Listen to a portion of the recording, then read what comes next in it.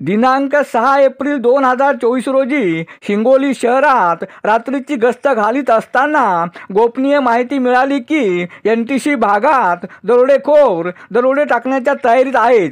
अशी माहिती मिळताच स्थानिक गुन्हे शाखेच्या पथकाने एनटीसी भागात जाऊन दरोडेखोरावर छापा टाकून 4 दरोडेखोरांना ताब्यात घेतले, तर एक दरोडेखोर फरार झाला।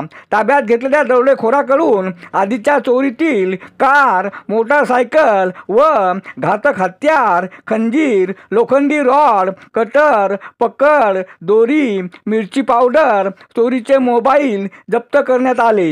ही कारवाई माननीय पोलीस अधीक्षक जी श्रीधर, अपर पोलीस अधीक्षक अर्चना पाटील, पोलीस निरीक्षक विकास पाटील यांच्या मार्गदर्शनाखाली स्थानिक गुन्हे शाखेचे सहाय्यक पोलीस निरीक्षक शिवसाब घेवारे, पोलीस अंमलदार पांडुरंग राठोड, राजू ठाकूर, नितीन गोरे, नरेंद्र साळवे, आझम प्यारेवाले, हरिभाऊ गुंजकर, प्रशांत वाघमारे यांनी केली आहे। अरुण दिपके, TV7 हिंगोली।